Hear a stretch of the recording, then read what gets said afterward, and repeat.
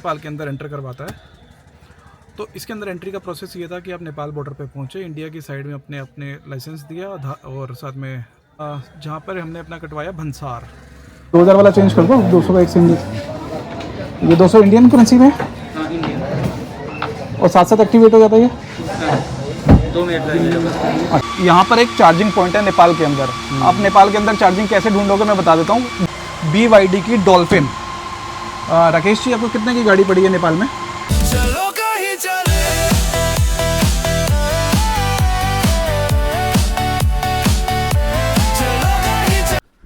Good morning guys, in the day 2 of this trip.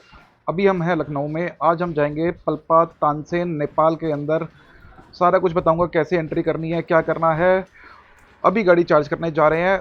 दूसरी चीज़, तब तक चेहरा नहीं दिखाऊंगा जब तक आज नेपाल नहीं पहुंच जाऊंगा। इस व्लॉग में no face till the time I will reach Nepal. Petrol pump आ गया है, गाड़ी चार्जिंग पे लग चुकी है, गाड़ी चार्ज होना शुरू हो गई है। सामने खड़ी है एक नेक्सॉन, उनके ओनर यहीं पे है, उनसे थोड़ी सी बात करते हैं। विपिन जी हमारे साथ हैं। विपिन जी, आपकी नेक्सॉन खड़ी है, नई नेक्सॉन है जी। कब लिया आपने? अभी ये 1 फरवरी को मैंने निकलवाया था ये। 1 फरवरी को। हाँ। 1 महीने के आसपास, एक सवा महीना हुआ। हाँ, 1 महीना से प्लस। कितनी चला दी? अभी ये चल गई है 6300 किलोमीटर, 6300 हो गया 1 महीने में 6300। हाँ। कंपनी ने गारंटी कितनी दी थी सर? मतलब गारंटी बताई थी इसकी कितनी है हाँ, बैटरी की? Life time. ऐसा कुछ नहीं बताया कि 1,60,000 किलोमीटर भी होती है? हाँ, होती है, बट तो ये तो आप एक ही साल में चला दोगे। हाँ, 1 साल में तो एक साल में नहीं, प्लस 2-3 साल तक तो कवर कर जाएंगे हम इसको। लखनऊ आए और कबाब नहीं खाए भाई। सुबह सुबह निकलना पड़ रहा है वापसी जब तक गाड़ी चार्ज हो रही है। बिल्कुल लगता हुआ उसके साथ में ये टुंडे कबाबी और ग्रैंड सन ऑफ टुंडे कबाबी है। पर ये खुलते हैं 12 बजे, अभी बजी है सुबह की 9। तो यहाँ से गाड़ी चार्ज करके निकलेंगे अभी तो सीधा नेपाल की तरफ। वापसी में ट्राई करेंगे इसको। और मेरे जैसे जो लोग पराठे के शौकीन हैं उनके लिए यहाँ पे अमृतसरी हवेली भी है और ये साथ में इंडियन ऑयल का पंप है।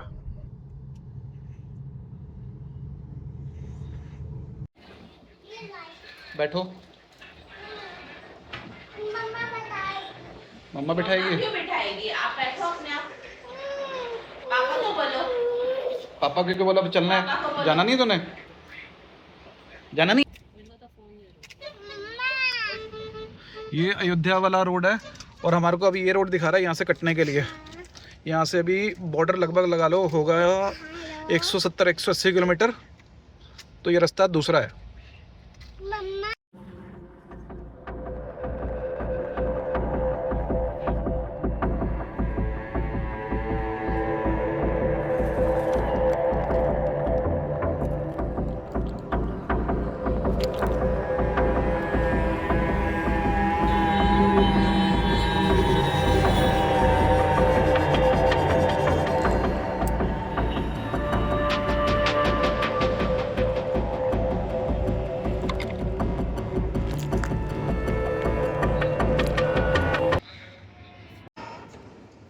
कौन है?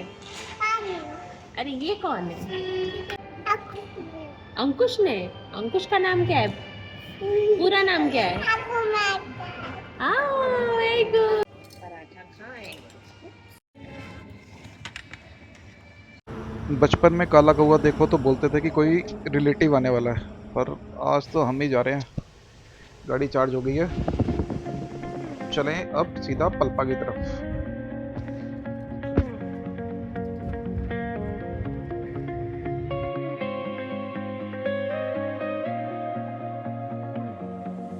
रासनाए सोने ना दिल बोले चिल रुकू ना मैं शहरों की बातें छोड़ के खुले आसमां में खो जा कहीं, चलो दूर कहीं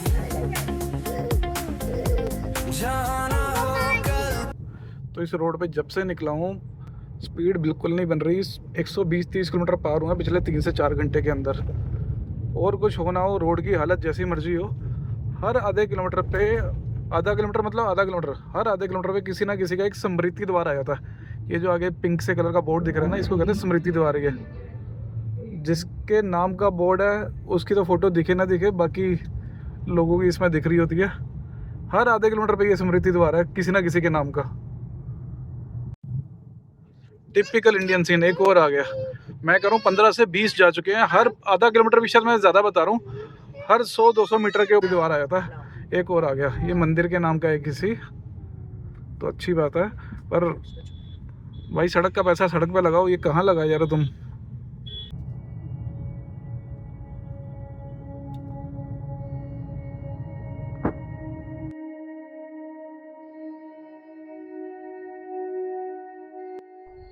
तो कपिल वस्तु का बोर्ड दिखा है जो कि है 69 किलोमीटर। अब जो कपिल वस्तु है ना, इंडिया वाले क्लेम करते हैं इंडिया में एक सिटी है बॉर्डर के पास ही कि वो वहाँ पर है, वहाँ पर थी।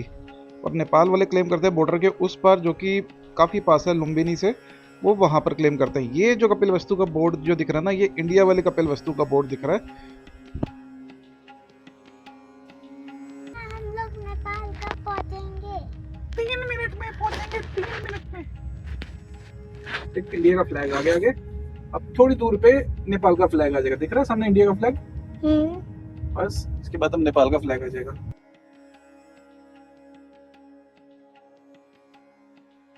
तो यहाँ पे सिर्फ 400 मीटर पे बॉर्डर है, और वो देखो अगर दिख रहा है कहीं पे, तो यहाँ पर ट्रेन है, यहाँ पर ट्रेन खड़ी हुई है, वही देखो वो दिख रही। तो एक और बोर्ड यहाँ पे फाटक लगा हुआ है, 5-7 फाटक आ चुके हैं। ये देखो ये सारा आपको रेलवे ट्रैक दिख रहा होगा सामने, अगर आवाज़ आ रही है तो आवाज़ भी आ रही है ट्रेन की। फाटक अभी बंद है, तो लास्ट टाउन तक यहाँ पर ट्रेन आ रही है। ऐसे ही बनबासा में भी था, बनबासा के अंदर भी ट्रेन आ रही थी लास्ट टाउन तक। शायद फाटक खुल गया, बाइक तो आई है एक, ये फाटक के नीचे से ना आई हो। यहाँ पे जा रही है, यहाँ पे जा रही है।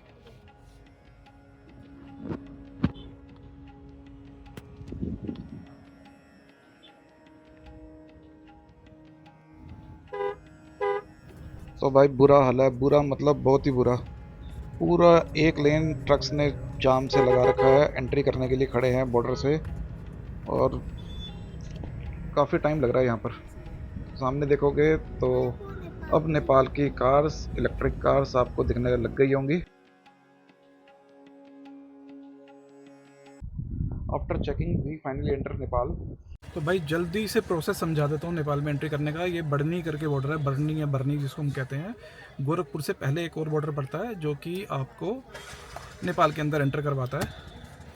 तो इसके अंदर एंट्री का प्रोसेस ये था कि आप नेपाल बॉर्डर पे पहुँचे, इंडिया की साइड में अपने लाइसेंस दिया और साथ में गाड़ी की आरसी दी, सिर्फ 2 चीज़ें मांगी।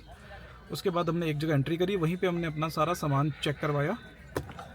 जस्ट साथ में ही नेपाल का बॉर्डर था, उसके अंदर हम एंटर कर गए। वहाँ पर आते ही सबसे पहले हमने यहाँ गए पीछे, जहाँ पर हमने अपना कटवाया भंसार। भंसार हमारे को पड़ा हमारे 600 रुपये नेपाली करेंसी के अंदर पर डे का, तो 4 दिन का पड़ा 2400 रुपये नेपाली करेंसी में। अब मैं जब घुसा हूँ अंदर तो मेरे पास नेपाली करेंसी नहीं थी, मैं लेकर नहीं आया था। तो सामने एक शॉप है, मैं दिखा देता हूँ आपको। ये सामने जो शॉप है, इस शॉप से मैंने करेंसी चेंज कराई। 1000 रुपये का 1600 रुपये मिला नेपाली करेंसी के अंदर। भाई यही मिलेगा। सिम कितने का है? 200 इंडियन का पड़ेगा, 7 GB डाटा। तो एक सिम भी दे दो, और उसका करेंसी फिर 2000 वाला चेंज कर दो। 200 का एक सिम दे। ये 200 इंडियन करेंसी में, हाँ इंडियन। और साथ एक्टिवेट हो जाता है ये? 2 मिनट लगेगा बस। अच्छा, मुझे थोड़ा सा और चाहिए था जितना चेंज कराया उसके अलावा, तो मैंने इनको UPI किया। UPI का उस लड़के ने 10 रुपये एक्स्ट्रा लिया मेरे से इंडियन करेंसी में, 1000 रुपये के ऊपर। नेपाल के अंदर UPI भी चलता है अब, आप फ़ोन पे, पेटीएम यूज़ कर सकते हैं। और यहाँ पर जो यूजली UPI है इनका, उसका नाम है फ़ोन पे। हमारे यहाँ PHONE है, इनके यहाँ F से शुरू होता है, FONE फ़ोन पे। तो UPI यहाँ पे चलता है, आपसे कुछ भी एक्स्ट्रा चार्ज नहीं लगता है। आप अपना उसको एक्टिवेट करोगे, नेपाली पेमेंट करोगे, और वो पूछेगा कितने दिन के लिए इंटरनेशनल एक्टिवेट करना है। आप बोलोगे 7 दिन, 14 दिन, उसमें ऑप्शन आता है। जैसे आप उसको ओके करोगे तो उसके बाद आपने नेपाली करेंसी में पेमेंट किया 1600, तो नीचे INR में लिखा हुआ आता रहेगा कि INR में आपका कितना कटेगा। वो 1000 का 1600 ही बनता है। अब वो प्रोसेस हुआ, 2400 रुपये वहाँ पेमेंट करा। उसके बाद सामने ये देखो, ये रहा सामने, बिल्कुल कोई दूर नहीं है। सामने यहाँ पे जो है, यहाँ पे RTO है। RTO वाले ने मेरे से चार्ज किया 300 रुपया पर डे का, यानी 1200 रुपया वो गया नेपाली करेंसी में। ये भी इंडियन करेंसी में नहीं, 2400 वो, 1200 ये, 3600 रुपये नेपाली करेंसी में लगा मेरा टोटल RTO प्लस भंसार कटवाने का। सामने एक, अब चाहिए मेरे को सिम, क्योंकि इंटरनेट अंदर घुसते ही बंद हो गया, और क्योंकि मैप चलाना बाकी सारी चीज़ें हैं। तो सामने है ये रहा एक मोबाइल का सिम, ये 200 रुपये इंडियन करेंसी में आपको सिम देता है, सिर्फ 200 रुपये इंडियन करेंसी में, जिसमें आपको 200 रुपये में 7 GB का डेटा मिल जाता है। तो भाई नेपाल में हम एंटर कर चुके हैं, ये दो भाई हमारे को मिले। क्या नाम है भाई आपका? तो आपका नाम? दीपक सर। भाई दोनों ने सब्सक्राइब कर लिया? हाँ दोनों का। मैं अभी घर जाके अच्छा मोबाइल नहीं लेकर आए, तो भाई से ले लेना। मिलते हैं। जहाँ खुशियों का हो बॉर्डर नहीं, दिल बोले अब घर भी जरूरी नहीं, सफर ही अपना घर है यहीं। तो फाइनली हमें मिला है एक चार्जिंग स्टेशन। जगह का नाम है कपिल वस्तु, स्टेशन का नाम है श्री गणेश चार्जिंग स्टेशन। यहाँ गाड़ी चार्ज करेंगे। कुछ चार्जर्स लगे हुए दिख रहे हैं, टू व्हीलर के भी, कार के भी। सारी डिटेल्स देता हूँ, क्या रेट पड़ता है, कैसे चार्ज कर सकते हो, कैसे ढूंढ सकते हो, सारी डिटेल्स अभी आपको मिल जाएगी। डॉल्फिन कार खड़ी है जो कि इंडिया में अवेलेबल नहीं है, इनसे भी बात करते हैं। हम गाड़ी अपनी चार्ज कर रहे हैं, तो भैया मिले हैं। भैया आपका नाम क्या है? राकेश शाह। राकेश शाह जी। अभी हम हैं नेपाल के अंदर और ब्रदर के पास गाड़ी है BYD की डॉल्फिन। राकेश जी, आपको कितने की गाड़ी पड़ी है नेपाल में? ये 40 लाख 40 लाख की नेपाली करेंसी के अंदर। नेपाली करेंसी के अंदर तो आईसी लगभग 25 लाख इंडियन करेंसी के हिसाब से 25 लाख के आसपास पड़ी। तो यहाँ पर एक चार्जिंग पॉइंट है नेपाल के अंदर। आप नेपाल के अंदर चार्जिंग कैसे ढूंढोगे मैं बता देता हूँ। ढूंढने के लिए कुछ नहीं करना, प्लग शेयर की एक ही ऐप है सिंगल, उसी को आप यूज़ करो। प्लग शेयर की ऐप में आपको चार्जर मिल जाएंगे। और नेपाल में चार्जिंग ढूंढना इंडिया से चार्जिंग ढूंढने से बहुत ईजी है। कोई ज़्यादा ऐप नहीं डालनी, यहीं पे आओ, आप कैश में UPI से पेमेंट कर सकते हो। कैश में कर सकते हैं, कैश में पेमेंट कर सकते हो। UPI भी वैसे पीछे लिखा था तो मैंने इसलिए UPI बोल दिया। नेपाल में UPI चलता है वैसे, कोई दिक्कत नहीं है। और भैया कितना रुपये यूनिट ले रहे हो? 15 रुपये यूनिट। तो यहाँ पर ले रहे हैं ये 15 रुपया यूनिट। तो लगभग लगा लो, अगर 38 किलोवाट की बैटरी है तो 600 रुपये के आसपास नेपाली करेंसी के अंदर। 600 रुपया अलग नेपाली। इंडिया के हिसाब से सिर्फ 300-350 रुपये में आपको 350 रुपये के अंदर आपको। हाँ, इंडिया में 350-300 में हो। हाँ, 38 किलोवाट वाली विंडसर जैसी गाड़ी चार्ज हो जाएगी। अगर आपकी जितने किलोवाट है उसके हिसाब से आप इंटू कर लो। थोड़ा बहुत वेस्ट होता है 1-2 यूनिट, उसको भी काउंट कर लो। तो भैया कितनी गाड़ियाँ यहाँ पे रोज चार्ज हो जाती हैं? यहाँ अभी तो नया खुला है, अभी 4 गाड़ी 5 गाड़ी। अच्छा, आ रही है। ये बिल्कुल बॉर्डर टाउन है, ये बॉर्डर के पास ही है। मैं ज़्यादा अंदर नहीं आया अभी तक। और भैया का यहाँ पे देखो नया खुला है, लेकिन टी-शर्ट कंपनी ने दी है Shri Ganesh EV charging station. नाम मैं इसलिए बता रहा हूँ, कोई आए तो गूगल पे सर्च कर लेना Shri Ganesh EV charging station के नाम से। पीछे चार्जर लगाओ। एक चार्जर यहाँ है भैया, एक चार्जर आगे भी है। वो हाइस का है, वो बस का। वो बस का है? अच्छा, वो GBT चार्जर होगा। तो चार्जर कई तरीके के होते हैं। इंडिया में जो यूज़ होते हैं वो ज़्यादातर CCS2 या CCS कहते हैं हम उनको। लेकिन जो बस के लिए चार्जर यूज़ होता है उसको कहते हैं GBT। तो वो GBT चार्जर है। टू व्हीलर का भी होता है यहाँ पे? हाँ, टू व्हीलर का भी है। 2 व्हीलर का नहीं, 4 व्हीलर का। अच्छा, 4 व्हीलर का ये यहाँ पे ना। तो ये थे भैया। थैंक यू भैया फॉर इन्फॉर्मेशन। कोई भी आए यहाँ पर तो कॉन्टेक्ट देम। सुविधा है यहाँ पे। श्री गणेश चार्जिंग पॉइंट के नाम से आप सर्च करके यूज़ कर सकते हैं। 37 किलोमीटर और दिखा रहा है और टाइम दिखा रहा है 1.5 घंटा। कार के वॉशर टैंक में पानी हो गया बिल्कुल ख़त्म। शीशा थोड़ा सा भी गंदा दिख रहा होगा, जब सामने से एकदम लाइट आती है तो काफ़ी ज़्यादा ख़राब लगता है। यहाँ देख सकते हो आप कितना गंदा हुआ पड़ा है ये। बहुत तेज हवा चल रही है भाई, बहुत तेज। यहाँ पे कुछ बच्चों के खाने के लिए ले लेते हैं।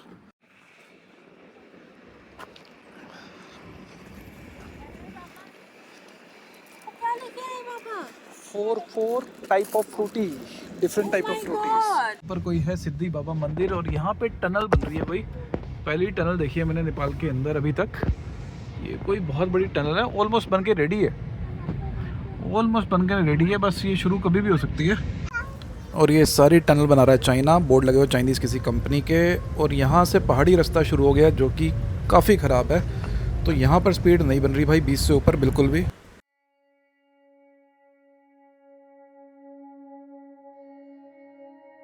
तो यहाँ पर नीचे की तरफ है होटल।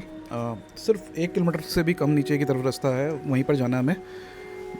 तो बुकिंग करी थी मैंने booking.com से, पर वो बुकिंग हो गई थी कैंसिल किसी रीज़न से। तो फिर मैंने इन पर्सन बात हुई, मेरी जो भी ओनर है, तो उनसे अच्छे से बात हुई और फिर दोबारा मैंने इसी प्रॉपर्टी को ही बुक किया। वैसे तो इस प्रॉपर्टी के अंदर ही एक ईवी चार्जर लगा हुआ है, बड़ा डीसी चार्जर, लेकिन वो ख़राब है, उन्होंने पहले ही बता दिया था मुझे। तो नियर बाय यहाँ पर तानसेन में और भी चार्जर हैं, वहाँ पर सुबह आराम से चार्ज कर लेंगे। और प्रॉपर्टी बहुत अच्छी है, बहुत बड़ी है, अभी दिखाते हैं। बोल दो I have reached the property. यहाँ पे दो बहुत अच्छे पेट्स हैं, मैं दिखाता हूँ। कीरा और एक वो बैठा सामने, दोनों सुपर फ्रेंडली है पर दोनों सुपर फ्रेंडली है। और यहाँ पे ऑनर है, उन्होंने मुझे अपग्रेड दिया है। मेरा कोई एक रूम बुक था तो एक स्वीट सा दे दिया है। यहाँ पर ये एक ड्राइंग रूम है छोटा सा, इट्स कंफर्टेबल फॉर 5-6 पीपल, छोटा सा नहीं कह सकते, 5-6 लोगों के लिए बहुत है ये, एक 5-6 लोगों का स्वीट है ये। यहाँ पर एक रूम है, मैं दिखा देता हूँ। ये एक रूम है, यहाँ पर आपका हैंगर है कपड़े टांगने के लिए, यहाँ पे एक चेयर भी है, यहाँ पे विंडो है, यहाँ पर विंडो है, बहुत अच्छा सा बना हुआ है, एक छोटा सा स्वीट सा बड़ा अच्छा रूम है। अच्छा उधर एक रूम और भी है, मुझे पता नहीं था, मैंने वैसे ही खोला, मुझे लगा बालकनी है आई गेस, तो मैंने बालकनी समझ के इस रूम को खोल दिया। तो यहाँ पर एक रूम और भी है, तो यहाँ पर एक रूम है। इसका बेनिफिट बहुत अच्छा है इस रूम का ना। कल से मैं निकला हूँ, कुछ नहीं भी है भाई, सूखा चल रहा हूँ, सूखा। अभी इस रूम में मैं सोऊंगा, 2 पैग लगाएंगे। डॉगी क्या बोला आपको? ओहो, डॉगी के साथ खिली खिली हो रही है। चलो चलो डॉगी, पीछे आओ वो हाथ लगाएगा, आजा मम्मा पास। मुझे नहीं लगता मम्मा